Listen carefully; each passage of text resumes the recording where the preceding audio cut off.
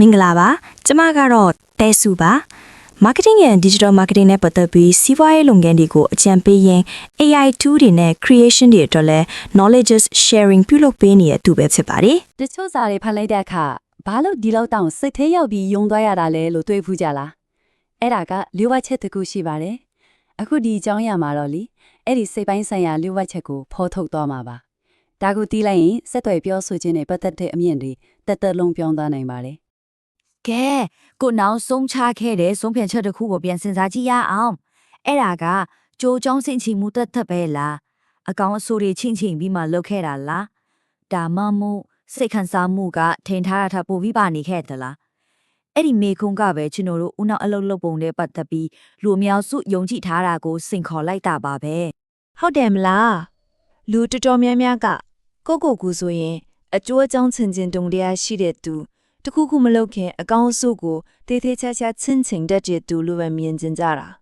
ဒါပေမဲ့အဲ့ဒါကအယူအဆမားကြီးတစ်ခုဆိုရင်တော့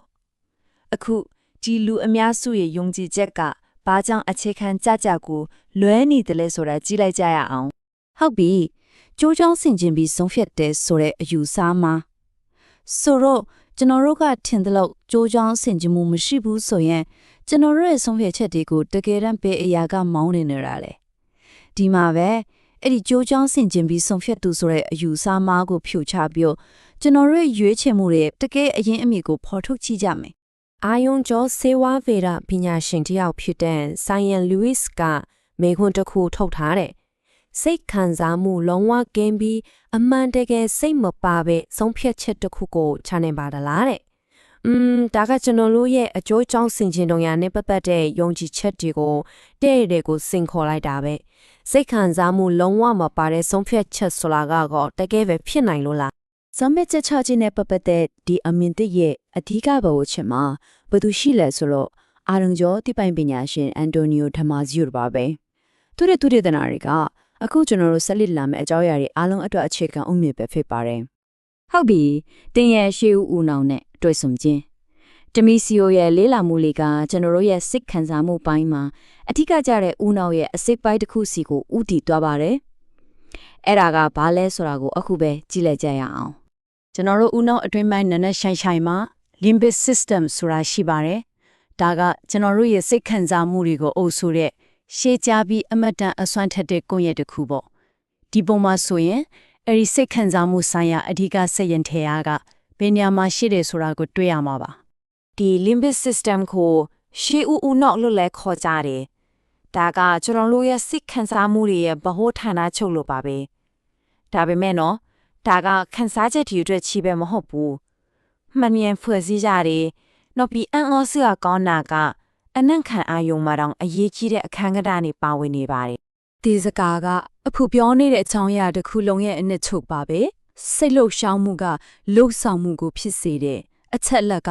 သုံးသပ်မှုကိုဖြစ်စေတယ်တဲ့ရိုးရှင်နော်ဒါပေမဲ့အရန်ကိုနဲ့နေပါတယ်ကျွန်တော်တို့ဘလို့ဆက်သွယ်ပြောဆိုကြတယ်လဲဆိုတာကိုအကြီးကျယ်တယောက်မှုရှိတဲ့စကားရက်တစ်ခုပါ ဒါမာဇီယိုရဲ့တုတိတနာကဒီအချက်အတွက်ခိုင်မာရဲ့တက်တွေပါပဲသူကလင်းပစ်စနဲ့ပျက်စီးနေတဲ့လူနာတွေကိုလီလာခဲ့တယ်အဲ့မှာဘာသွားတွေ့လဲဆိုတော့အဲ့ဒီလူနာတွေကရွေးချယ်စရာတွေကိုယူတီတန်းနဲ့တုံးတက်နိုင်တယ်အကောင်ဆိုးပြောပြနိုင်တယ်ဒါပေမဲ့ရိုးရှင်းတဲ့ဆုံးဖြတ်ချက်တစ်ခုကိုတောင်လုံးဝမချနိုင်ဘူးဖြစ်နေရောဆိုလိုတာကစိတ်ခံစားမှုမရှိရင်ကျွန်တော်တို့ကဘာမှမလွတ်နိုင်ပဲရပ်တန့်သွားတယ်ဆိုတဲ့သဘောပါပဲစာရေးသူတို့ရဲ့အကြီးမားဆုံးအမှားဟုတ်ပြီဒါဆိုဒီဦးနောက်တိပန်ပနာကစီးယုံနိုင်စွမ်းရှိအောင်ရေးကျင်တဲ့သူတွေတက်ဘာကိုဆိုလိုတာလဲနောက်အပိုင်းမှာတော့စာရေးသူတွေလုံမိတက်တဲ့အကြီးမားဆုံးအမှားကပါလဲပြီးတော့အဲ့ဒါကိုဘလို့ရှောင်ရနိုင်မလဲဆိုတာလေ့လာကြည့်ကြမယ် မကောင်းတဲ့ကြော်ညာစာဥပမာတစ်ခုကိုကြည့်လိုက်ရအောင်တင်းကိုအထူးကောင်းမွန်တဲ့လွတ်စစ်တစ်ခုလက်ခံရရှိဖို့အထူးရွေးချယ်ထားကြောင်းဝမ်းမြောက်စွာကြီးညာအပ်ပါတည်တယ်စိတ်အားထက်တန်တဲ့စကားလုံးတွေအများကြီးပဲနော်ဒါပေမဲ့အဲ့ဒါကတကယ်ပဲတစ်ခုခုကိုခန်းစားလာစေလို့လားဒါဟာစာရေးသူအများအပြားကြာရောက်တတ်တဲ့ထောင်ချောက်တစ်ခုရဲ့ပြည့်စုံတဲ့ဥပမာပါပဲ ဒီလိုရေးသားပုံကဘာလို့မအောင်မြင်ရတယ်လဲဆိုတော့ဒါကို emotionaling လို့ခေါ်ပါတယ်ဆိုလိုတာကစာရေးသူကသူတို့ကိုယ်တိုင်ရဲ့ခံစားချက်ကိုဖြိုပြနေတာဒါပေမဲ့အမှန်တရားက ဖတ်တဲ့သူကစာရေးသူဘလို့ခံစားရလဲဆိုတာကိုဂယုံစိုက်ပါဘူးသူတို့ကိုယ်တိုင်ဘလို့ခံစားရမလဲဆိုတာကိုပဲအလေးထားတာပါ ကိုယ်ခံစားချက်ကိုမဖော်ပြပဲဖတ်သူကိုခံစားလာအောင်လုပ်ပါဟုတ်ပြီ emoting ကမားတဲ့ချင်းကပ်ပုံဆိုရင်မှန်တဲ့တကူကပါလဲအဲ့ဒီနေရာမှာ evoking ဆိုတဲ့စကားလုံးဝင်လာပါတယ်ဆိုလိုတာကဖတ်သူကိုခံစားလာအောင်ဖန်တီးပေးတာပေါ့အဲ့ဒီစွမ်းအားကိုသုံးပြီးတကယ်စီးယုံနိုင်တဲ့စာလေးဘလို့ဖန်တီးမလဲကြည့်လိုက်ရအောင် ဒီမှာဆိုရင် emoting နဲ့ evoking ကြားကခြားနားချက်ကိုရှင်းရှင်းလင်းလင်းတွေ့ရမှာပါ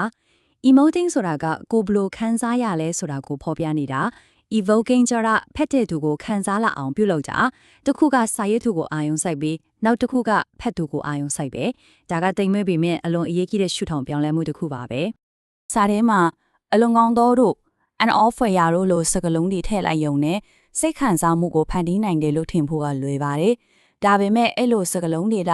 တာမန်အရာတွေအတွက်တောင်အသုံးများလို့အခုဆိုရင်အထိပ္ပယ်မရှိတော့တဲ့လောက်ပါပဲတကယ်စိတ်ခံစားမှုကိုဖြစ်ပေါ်စေမဲ့အစားအနုမရှိတဲ့ကြွားလုံးထုတ်တန်နေလို့ပဲထင်နေတတ်တယ်အဲ့ဒီအစားအချိန်အကန့်အသတ်ရှိလို့အသိဝိများအတွက်ထားလို့အချက်လက်ပါတဲ့စကားလုံးတွေကမှပို့ပြီးအလုပ်ဖြစ်ပါတယ်လက်တွေ့မှာစီယုံခြင်းဟုတ်ပြီ theory တွေပြောတာတော့လောက်ပြီဒီ emotion မလုပ်ပဲ evoke လုပ်ပါဆိုတဲ့အခြေခံမူကလက်တွေ့မှာဘယ်လိုပုံစံရှိလဲအဲ့ဒါကိုသိဖို့ supermarket leader ရဲ့အရန်ကောင်းတဲ့ဖြစ်ရလေးလာမှုတစ်ခုကိုကြည့်လိုက်ကြရအောင် leader ရဲ့ဒီကြောင်ညာကစိတ်ခံစားမှုကို evoke လုပ်တာနဲ့ပတ်သက်ရင်စံပြဥပမာတစ်ခုပါပဲသူတို့ကကိုယ်စေးနှုံးတဲ့ဘလောက်ကောင်းတယ်လို့မပြောဘူးအဲ့ဒီအစားပြိုင်ပတ်ရဲ့ရှုပ်ထွေးတဲ့အဖွဲဝင်ကအစီအစဉ်တွေကြောင့်ဘလောက်စိတ်ပြက်စရာကောင်းလဲဆိုတာကိုပြလိုက်တယ်ဒါဖတ်သူနဲ့စိတ်ပိုင်းဆိုင်ရာဆက်သွယ်မှုတစ်ခုကိုဖန်တီးဖို့ဇလန်းကိုဘလို့အသုံးချရမလဲဆိုတဲ့ထက်မြက်တဲ့ဥပမာတစ်ခုပါ leader ကဒါကိုလို့အတိအကျလောက်ဆောက်ခဲ့တယ်လေဆိုတာကိုတစင်ချင်းချရအောင်ပထမဆုံးရှုပ်ထွေးတဲ့အဖွဲဝင်ကအစီအစဉ်ဒီအပေါ်မှာလူတိုင်းခံစားဖို့တဲ့စိတ်အနှောက်အယှက်ဖြစ်မှုကိုပြတ်မှတ်ထားတယ်ပြီးတော့ဖတ်သူနဲ့မဟာမိတ်ဖွဲ့တယ်လို့ခက်သွားအောင်ဟာတာနဲ့စနောက်တဲ့လီတန်ကိုသုံးတယ်နောက်ဆုံးမှာတော့သူတို့ရဲ့ဖြစ်ရှင်းချက်ဖြစ်တဲ့ leader ကိုသာတွားလိုက်ပါဆိုတာကိုရွှေရှင်းပြီးစမတ်ကြကအားစိုက်စရာမလိုတဲ့ရွေးချယ်မှုဖြစ်ခံစားလာစေတယ်တဲ့ရက်ပြီးမယုံနိုင်လောက်အောင်ချီရောက်တဲ့အဆင့်သုံးဆင့်ပါပဲ ဒီကြောင်ညာရဲ့ထူးချွန်မှုက leader ကပိုကောင်းတယ်လို့ပြောရုံတတ်မဟုတ်ဘူးဒါကိုတကယ်ခံစားလာအောင်လုပ်နိုင်တာပါပြိုင်ပတ်ရဲ့လုပ်ငန်းစဉ်အပေါ်မှာစိတ်အနှောက်အယှက်ဖြစ်မှုပြီးတော့ကိုယ့်ရဲ့ရိုးရှင်းမှုအပေါ်မှာတက်တာရမှု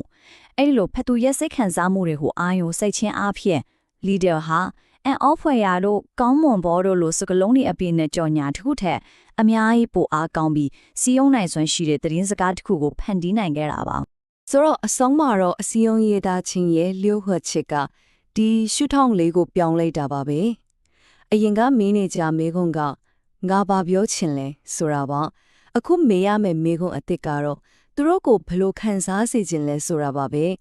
အဲ့ဒီအပြောင်းလဲလေးတစ်ခုကပဲကိုယ့်ရဲ့စာကိုမေးပြောင်းလဲတာကနေမမေ့နိုင်စရာဖြစ်အောင်ပြောင်းလဲပေးနိုင်ပါလိ ဒါဆိုရင်တော့ကိုယ့်ရဲ့နောက်ထပ်သတင်းစကားကဘယ်လိုစိတ်ခံစားမှုကိုဖြစ်ပေါ်စေမှာလဲနောက်တစ်ခါစာတစ်ခုခုရေးဖို့ထိုင်တဲ့အခါ email ပဲဖြစ်ဖြစ် post တစ်ခုပဲဖြစ်ဖြစ်ကိုအရင်ဆုံးဒီမေးဝန်းကိုမေးကြည့်ပါငါရဲ့စာဖတ်သူကိုဘယ်လိုစိတ်ခံစားမှုမျိုးခံစားစေချင်တာလဲဆိုပြီးတော့ပေါ့အဲ့ဒီမေးခွန်းရဲ့ဖြေကပဲကိုယ့်ရဲ့စီယုံနိုင်စွာရှိဆုံးစာတွေကိုဖော်ထုတ်ပေးမဲ့တော်ချက်ဖြစ်နေနိုင်ပါလိမ့်မယ်